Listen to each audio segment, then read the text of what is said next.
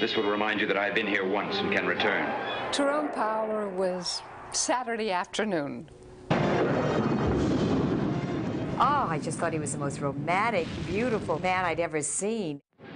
You know, I wish you were in some kind of trouble. But why? Just so I could get you out of it. He wasn't arrogant, he wasn't full of himself, but I've never seen anyone as handsome as Ty. For nearly 2 decades, he was one of Hollywood's most popular leading men.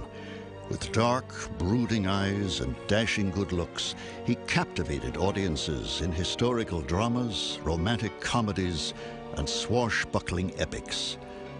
But for all his charm and popularity, the actor's off-screen life was a maelstrom of romantic entanglements and torturous self-doubt.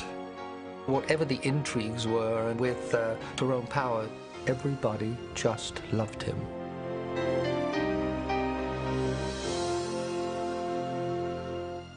On May 5th, 1914, in Cincinnati, Ohio, Tyrone Edmund Power was born into an illustrious theatrical family. More than a century before his birth, the child's great-grandfather, Tyrone Power I, became the toast of New York when he brought his repertoire of Irish comedies to America. 2 generations later, Tyrone's father, Frederick Tyrone Power II, toured the country as a well-known Shakespearean actor, with his wife, Pacia, a respected actress and drama coach. In 1916, the Powers moved to Hollywood, where Tyrone Sr. found work in the burgeoning silent film industry. But after the birth of a second child, daughter Anne, in 1917, the couple's marriage became strained by the popular actor's frequent backstage love affairs. When offered the lead in a Broadway musical, Tyrone Sr. headed east, leaving his wife and children behind. He tried to remain close to all the family, but he was gone, just out of the picture a good part of the time. Left alone in California, Pacia soon filed for divorce. The single mother supported her children with a series of acting jobs in local theater companies. She also prepared Ty and his sister for the family profession, schooling them at home in voice control, diction, and fencing. In 1921, 7-year-old Ty made his first stage appearance in the role of a young Franciscan monk. His debut impressed a reviewer for the Los Angeles Times, who singled him out as a miniature hit. But Pacia Power found it difficult to make ends meet in Hollywood, and in 1923 returned with her children to Cincinnati. She said to her son, you have to remember to bend like a tree, because life is difficult and it's got a lot of storms in it, and there's heavy winds, and if you don't bend, you'll break. So bend. As the jazz age dawned, Tyrone matured into a strikingly handsome young man, a young man obsessed with the stage. In his final year at Purcell High School, he starred in his class play, and the yearbook proclaimed him the logical successor to John Barrymore. His father had been a Shakespearean actor, and he wanted to emulate him. He had a letter that he received from his dad giving him all this advice about his career, kind of like Shakespeare's advice to the players in Hamlet. But Ty was very proud of it, and he said, I'm going to live up to this, and I'm going to be a bigger star than my dad. In a career spanning 44 years, Tyrone Sr. had by now played opposite the most famous stars of the American stage and appeared in numerous films, including Raoul Walsh's epic western, The Big Trail. Am I supposed to wet nurse them wooden-head pilgrims cross the plains? Well, now, the more that goes along is better for them and for you, in case the Indians jump you. Likely you two have met before. No. I reckon not. The macho screen image of the veteran actor stood in sharp contrast to that of his fair-featured son. And at 16, the aspiring actor sought the guidance of his worldly father. He did feel, I think, that either Mr. Power, his father, or his great-grandfather, the other Tyrone Power, would say, boy, you are following in our footsteps. Agreeing to take the boy under his wing, Tyrone Sr. planned a rugged camping trip at his summer retreat in the Canadian woods. It was here that young Ty would finally get to know the man who had abandoned him so many years before. They had their first time alone together, several weeks, And Tyrone told him of his ambitions to be an actor, and he spent most of that time trying to teach his son to project his voice. Impressed with his son's dedication, the experienced actor brought the boy to Chicago, where Power Sr. starred as Shylock in The Merchant of Venice, and Junior apprenticed in a minor role. In hopes of establishing their acting dynasty in Hollywood, Tyrone Sr. next invited Ty to accompany him to California. While young Tyrone attempted to break into the business, Sr.'s work as a character actor kept the two afloat. Success seemed assured when the elder actor was assigned the title role in Paramount Pictures' The Miracle Man. But shortly after filming began, tragedy struck when the 61-year-old actor became gravely ill. He was stricken about 6 weeks into that film, felt badly and had to stay home. And he called Tyrone, and he was staying in the men's club, and Tyrone went over to him, and right away he sensed his father wasn't well at all. On December 23rd, 1931, only 6 months after their summer reunion, and 2 days before Christmas, Tyrone Sr. suffered a massive heart attack and died in his son's arms. Now broke and alone, the teenage actor struggled to find work. But while his family name and striking good looks often opened doors, his lack of experience landed him back on the streets.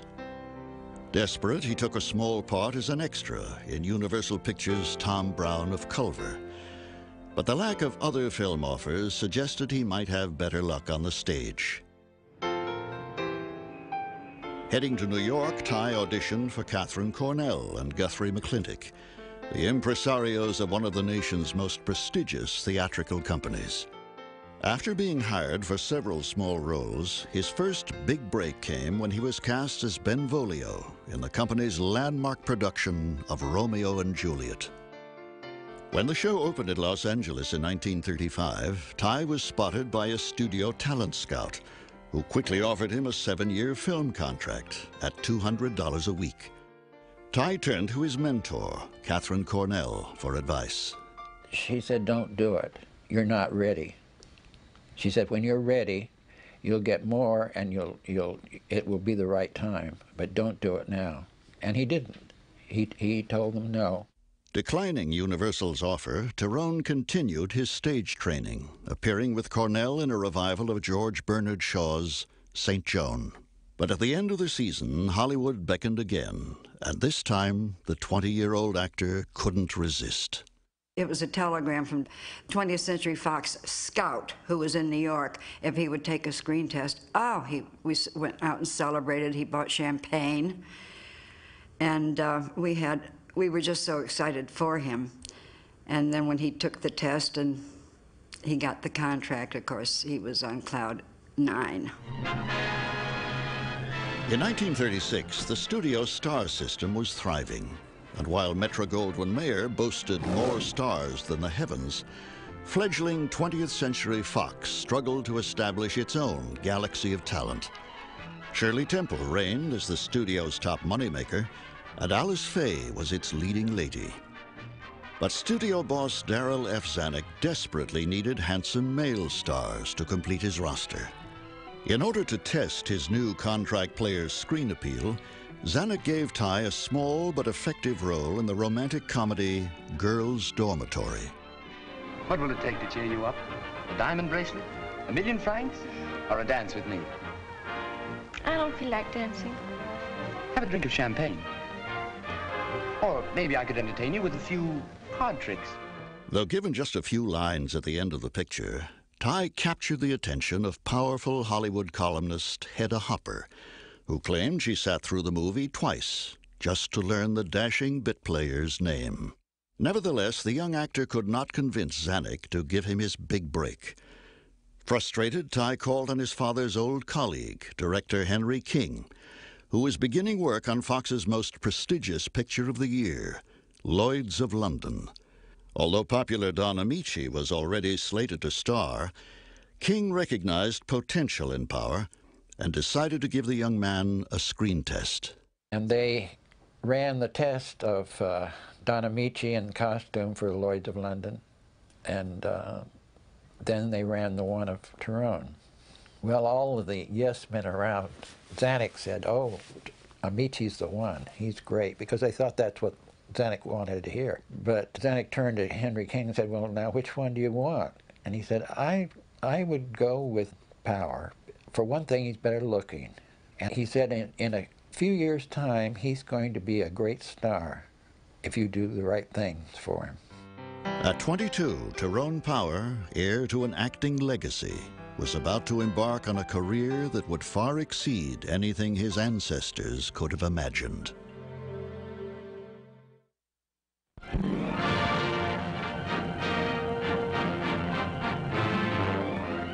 Lloyds of London was Fox's #1 grossing film of 1936. In his very first major role, Tyrone Power had become a star. I'm a waiter at Lloyd's, am I? Well, I'll serve him. Jonathan, don't. I'll show him. Don't. I'll climb so high. Quiet. I'll cut a path so wide. You're disturbing the patient. They'll doff their hats. Get him out of here. Ty was 23 when he became this gigantic star. He never seemed to be a neophyte or a gangling boy. He was a young leading man immediately. With his newfound success, Power was rewarded with a new dressing room and a raise to $350 a week. He was also receiving an astonishing 1,000 fan letters each day, many from women requesting more love scenes in his future films. Recognizing his new star's potential, Zanuck rushed Power into a series of light-hearted musicals and gripping dramas. Oh, you're crazy! You're crazy! Maybe, but I was sane enough until tonight. Then I heard you sing. And something happened to me. Something swept over me I'd never felt before or ever expect to feel again. What are you talking about? I'm in love with you, Bill. In just 3 short years, Tyrone Power would become one of the nation's top box office attractions, surpassing other stars like Clark Gable and Spencer Tracy. Somebody would say to him about, well, how was it when you first started? And he always answered the question in the same way, which I thought was so typical of him. I was the right person at the right time, and I was lucky to be there. There was a panache and a grace and a breeding about him that was enviable, I think, to both men and women. Mothers would like to have him take their daughters out, you know. Guys would like to have him as a brother. If the public fell in love with him, so did nearly all his female co-stars. And soon Ty began dating some of Hollywood's most famous leading ladies. Sonia Henney and Tyrone Power, just before the opening of Hollywood's latest triumph. We mustn't miss Tyrone Power escorting Janet Gaynor. What a pair!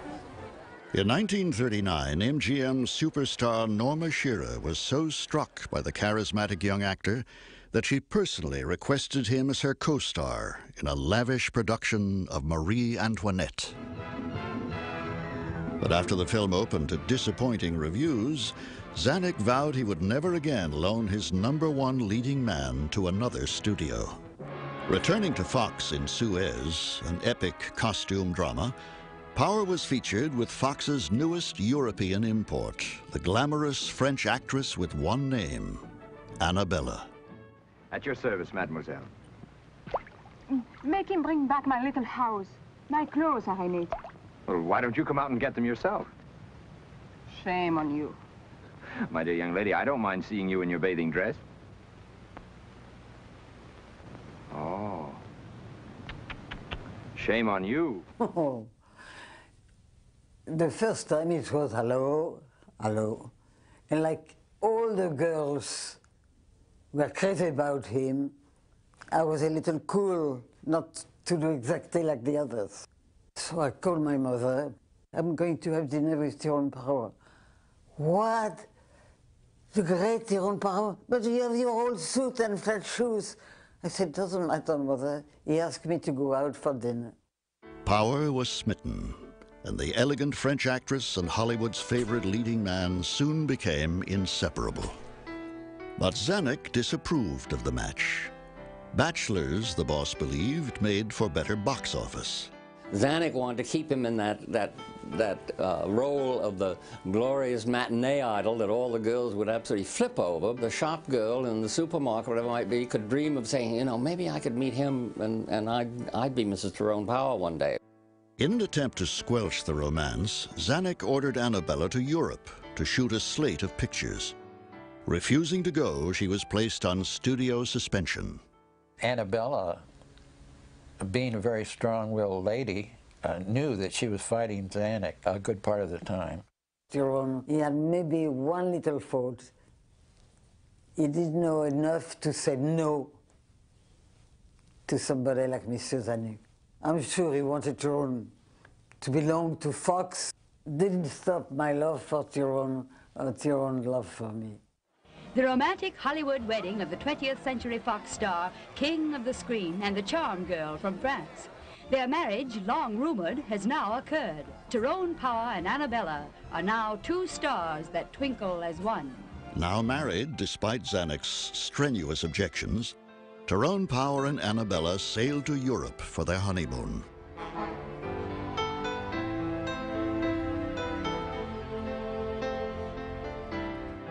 Soon after returning home, Tyrone adopted Annabella's daughter, Annie, and the new family moved into a stately house on Salt Air Boulevard in Brentwood, California. This was a very close little neighborhood in those days. Gary and Rocky Cooper lived right across the street, and then Keenan and Wynn lived catty-corner to the Coopers. Every Sunday morning, this whole group of motorcycle nuts would come to our house, roaring into the back entrance. Tyrone, Watson Webb, Clark Gable, Fred McMurray, Cesar Romero, whom we all called Butch. They were so handsome, you couldn't believe it. They had these big goggles on and the mud all over them. Happy as clams, they were so thrilled, and then they'd start, you know, having a nice little drink or two and swap stories about who did what to whom and who splattered the most mud on somebody, whose motorcycle went out and fell down the hill. It was fun, very cheerful, and full of friendship and heart. That was the most important. We are all the time kidding and having fun. But while purchasing their dream house, the couple made a shocking discovery. Tyrone Power, one of the most successful actors in Hollywood, was almost broke. Uncle Frank Adams, who was his business manager and agent and who had been a great friend of his father's, said, well, there's no money for you to buy a house like that.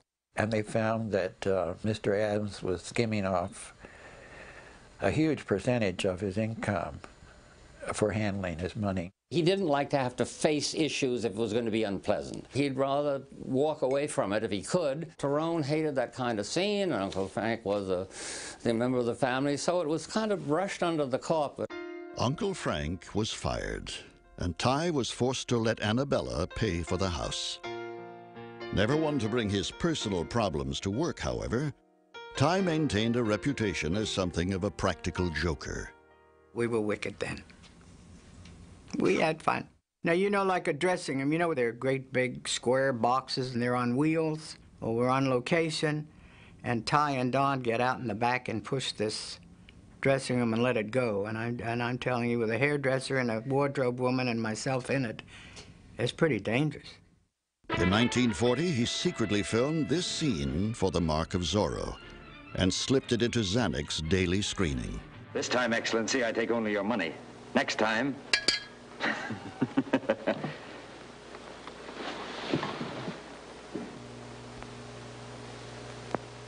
Zanuck. And let that be a lesson to you, damn it. Adios. With The Mark of Zorro, Tyrone Power inherited one of Douglas Fairbanks' most famous roles and the mantle of America's most popular swashbuckling hero. I needed that scratch to awaken me.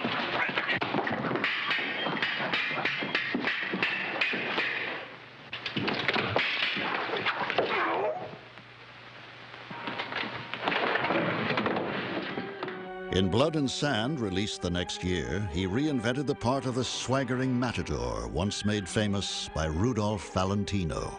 I dedicate the death of this noble bull to the beauty of the women of Spain. My The Hollywood heartthrob was now a box office sensation. But as Ty and Annabella began their 4th year of marriage, the public couple wrestled with a very private pain. He very, very much wanted a son, and Annabella very, very much wanted to give him a son. I mean, he had the thing about the Tyrone Power name going on, but I think it was more an obsession with Annabella than it was with Tyrone that she couldn't give him the son. I think it frustrated her more. As a further strain on the marriage, rumors of Tyrone's extramarital affairs began to circulate around Hollywood. Sure, he had a couple of flings that everybody knows about. They were numerous, but there were some important ones. And one, of course, was Judy Garland, who was crazy about Tyrone. When the affair with Garland developed into a serious romance, the high-strung superstar pressured Tyrone to leave his wife. He wanted to be all things to all people, and you couldn't. He would like divide himself up into little millions of pieces of, you know, for people that wanted this or wanted that, and it just couldn't be. While domestic conflicts were erupting in the Power home, a much greater battle had begun in Europe. England and France declared war on Germany, and the United States was on the brink of joining the fray. Zanuck drafted Power and pin-up girl Betty Grable for a strategic piece of pre-war propaganda, a Yank in the RAF. Well, I haven't looked at another girl since you left. Well, I've looked at other men. Maybe, but I'll bet you didn't look at him the same way you looked at me that first night in Kansas City. Remember? You were going east and I was going west, and we saw each other and I was going east too. That same old spark's still there, honey. Sure, we've been off course a few times, but we can get back on again. After the Japanese attack on Pearl Harbor in 1941, Power enlisted for real as a flyer in the U.S. Marine Corps. An experienced pilot, he wanted a chance to show that he was not just a Hollywood pretty boy. But yet another obstacle stood in his way. He would like to have gone into the service right after he signed up, but it was Zanuck who requested that he be allowed to do crash dive. Zanuck felt, and the armed services also felt, that it would increase volunteers. Sub's been stalking that lifeboat trying to knock off a rescue ship. We'll see what we can do for him.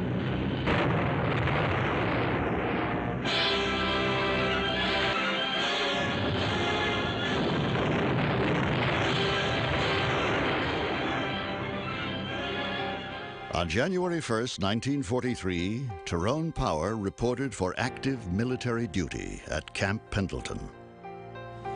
Left behind was an uncertain marriage and a career of wealth and privilege. Awaiting him was a world and a life that would be changed forever. In 1944, the world was at war, and Tyrone Power, international matinee idol and star of over 25 films, was a lieutenant in the U.S. Marine Air Corps. He loved flying. He loved excitement, and he loved danger. He had a wonderful war record, and he was an extremely good pilot. And he said, it's different when you're not in a movie with a uniform. He said, when it's really you, and he said, it's very satisfactory. But while battling the enemy, Ty also battled his conscience. And when the 30-year-old actor returned from the war, he decided to repair his failing marriage to Annabella. Lieutenant Tyrone Power, the 20th Century Fox motion picture star, is welcomed home by his wife after war and battle as a Marine Corps pilot. When he came back from the war, when we found each other again, that was marvelous.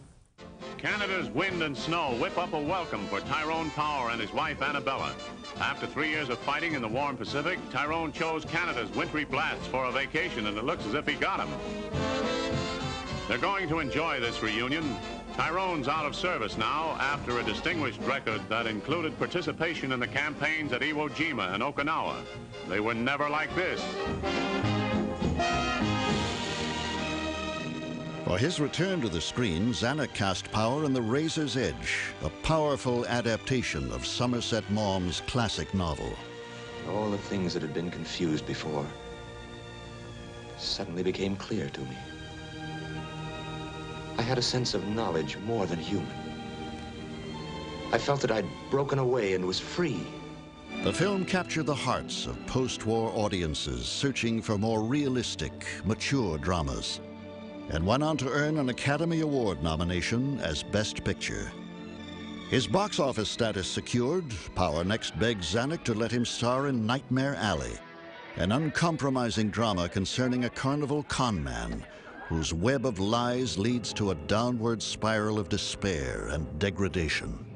I see fields of grass and rolling hills and a boy. A barefoot boy is running through those hills.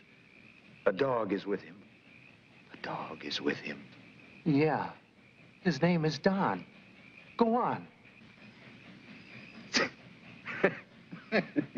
Hey, you see how easy it is to hook 'em? Stock reading fits anybody. Never misses. Of course, Zanuck didn't want Power to do Nightmare Alley. If you're a studio head and had this great star suddenly want to act, didn't sit well. The role of Stan Carlisle was his finest to date and became his personal favorite. But the actor felt betrayed when the studio rushed the film in and out of movie houses, giving it little publicity.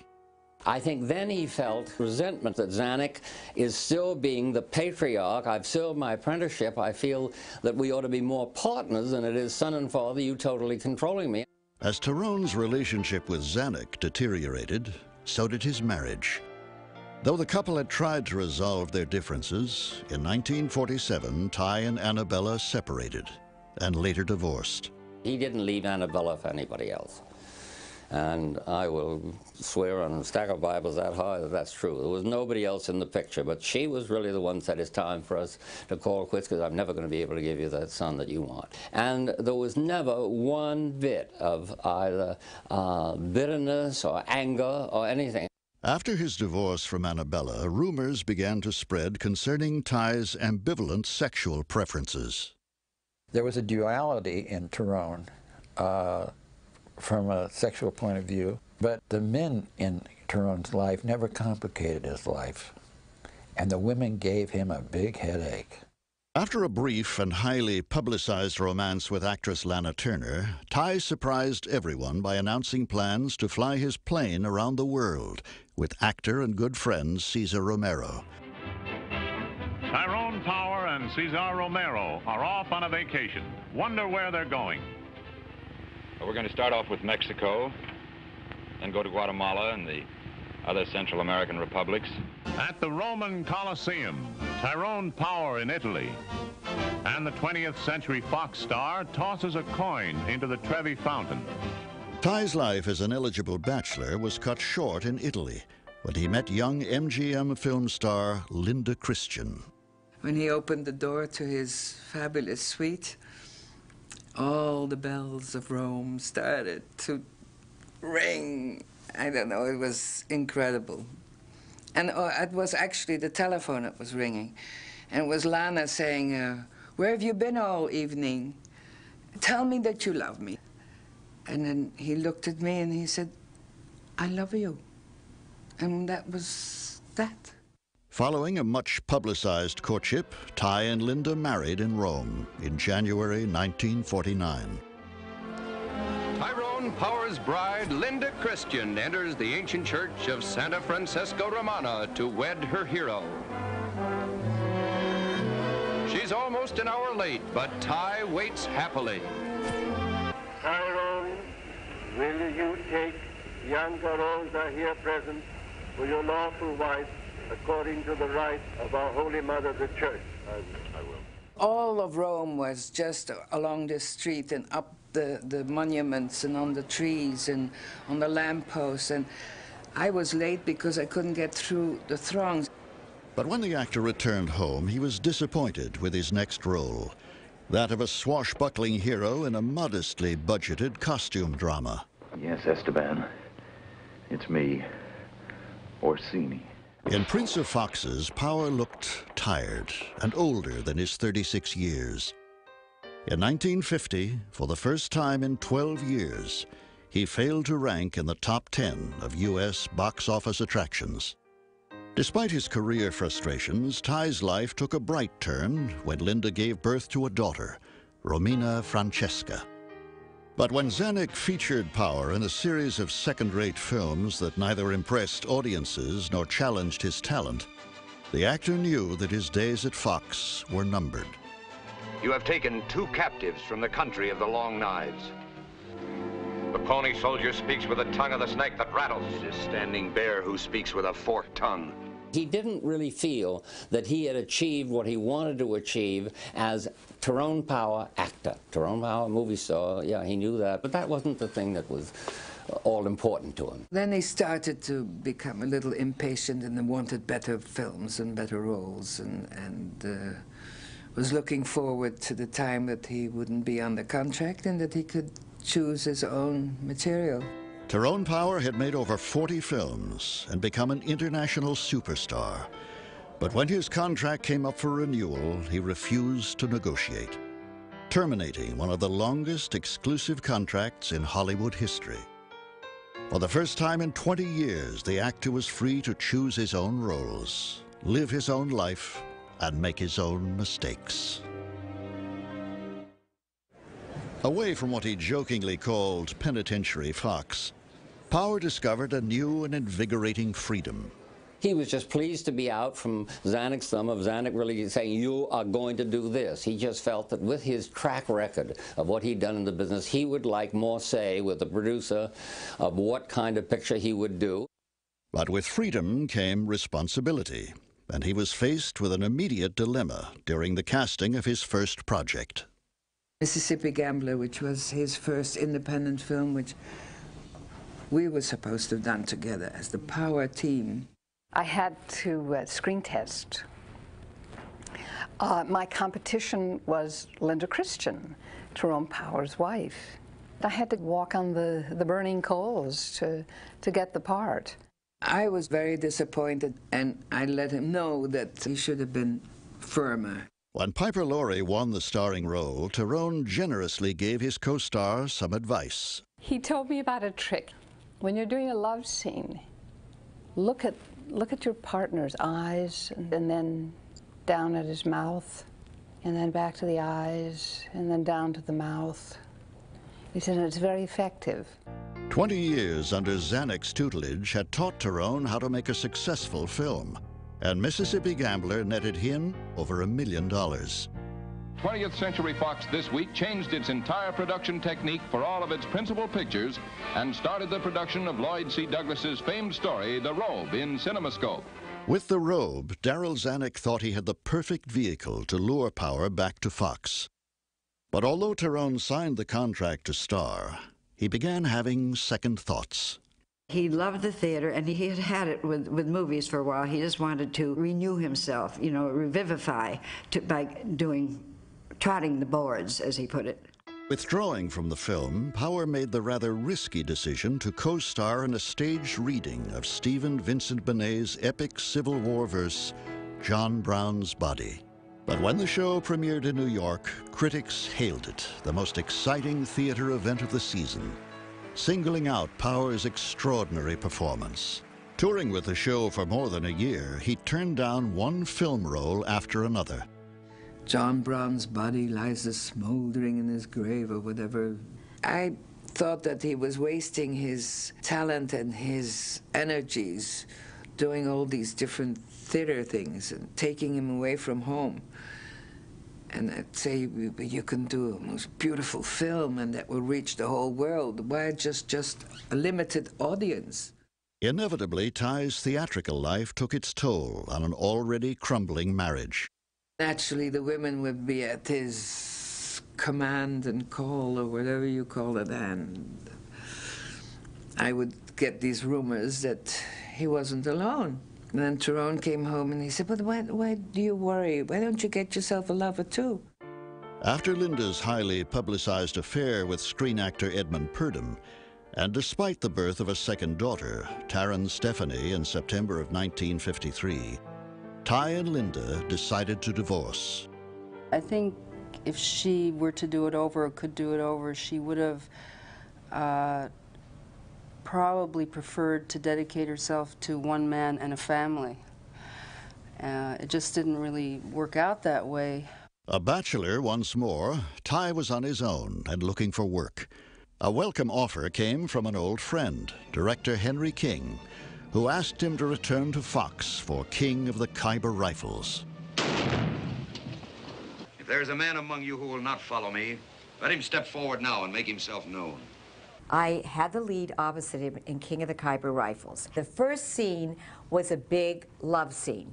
I haven't even met him. And Tyrone Power comes in, and my eye started twitching. I mean, there's nothing you can do. And Tyrone, he just took over. He said, Henry, I don't know my lines. Do you mind if Miss Moore and I go and sit on the side and maybe she can help me? So we went over there for about a half an hour. We went over the lines. Of course, he knew them. But he was just so kind. He knew that I was just so completely distraught and nervous. Hold me in your arms, Helen, and tell me just once what we both know to be true.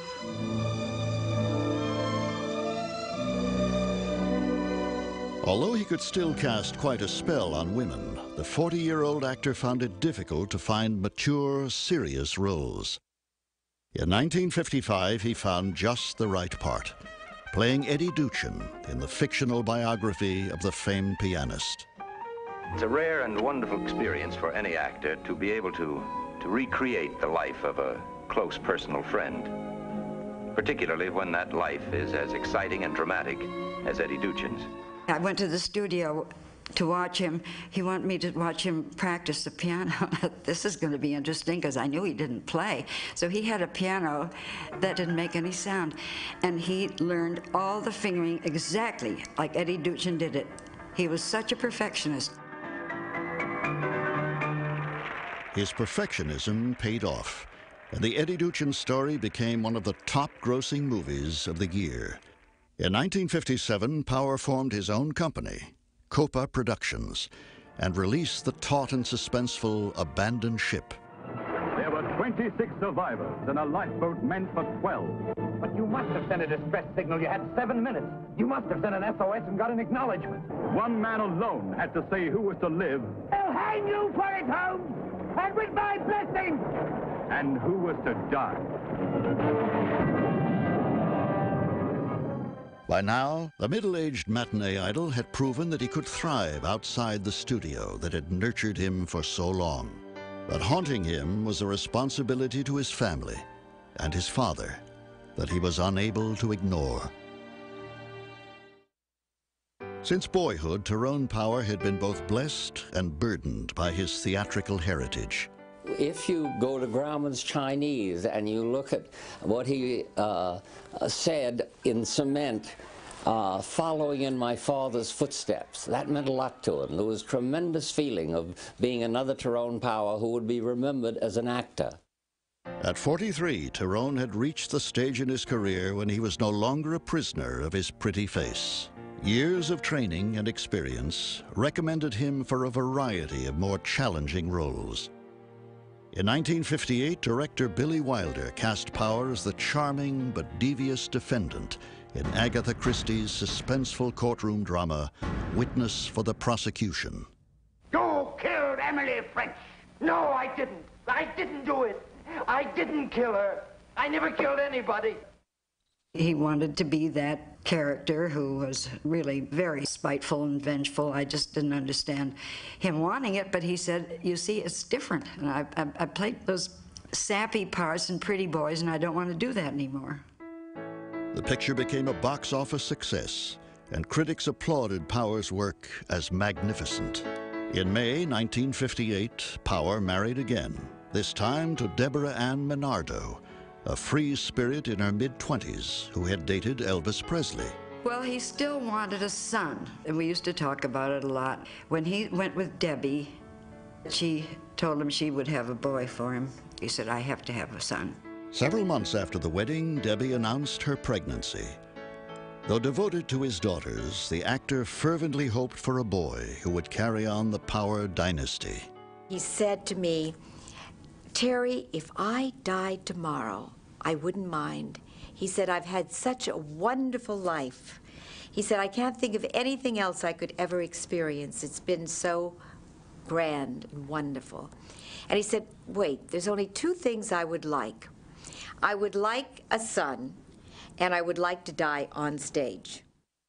Later that year, in memory of his father's death, Power filmed this public service announcement for the American Heart Association. For all of us, the most precious element we have is time. But time runs out too soon for millions because of a health enemy that takes more lives than all other diseases combined. That's why 10 years ago, our leading physicians and scientists declared all-out war on heart disease. So give generously to your Heart Association, knowing that your Heart Fund dollars will come home to help safeguard your heart and the hearts you love. Still strikingly handsome, the star wore the beard he had grown for his upcoming role in Solomon and Sheba. The filming of the biblical epic on location in Spain was physically and emotionally grueling. Copa Productions, Ty's own company, was producing the picture, and the stress and responsibility weighed heavily on him. Of greater concern was the actor's physical condition. During a routine medical examination, his doctor had requested a second cardiogram. Power declined. "If there's something wrong," he said, "I don't want to know." And then he had to do a dueling scene with George Saunders. And George Saunders was not a swordsman. So they had retake after retake. And Tyrone was getting wearier and wearier. And in the middle of maybe the 20th take, he collapsed. With no doctor on the set, the stricken star was rushed to the hospital. But it was already too late. Within minutes, the 44-year-old actor had died of a massive heart attack. Came on the radio in the car, and I absolutely refused to believe what I heard. I waited about half an hour, then I called back, and I said, "Did you really mean, is he just in the hospital maybe?" And he said, "No, Evie, he's gone." The funeral was held at Hollywood Memorial Park. Motion picture luminaries came to pay their respects, and lifelong friend Cesar Romero delivered the eulogy. "He was a beautiful man," he said. "Beautiful outside and beautiful inside. We shall all miss him. Rest well, my friend." As fate would have it, 2 months after the actor's death, the son he'd always wanted, Tyrone Power III, was born. In the end, Tyrone Power achieved all he'd hoped for. He had proved that he was not merely a movie star, but an actor of stature, worthy of his heritage. He's like one of the last of the nobility. There's never been anybody else like him. That's what makes stars. He was unique. Sometimes you meet people in your life, you feel as though you've known them before, and I felt that way about Ty. You couldn't help but just like him immediately, and when you got to know him, you loved him. He was a very, very attentive, a very sweet father, but not long enough. I would have liked to have talked to him. I would have liked to have hugged him. I would have liked to have just had a daddy. I think he watches out for us, and he's still with us.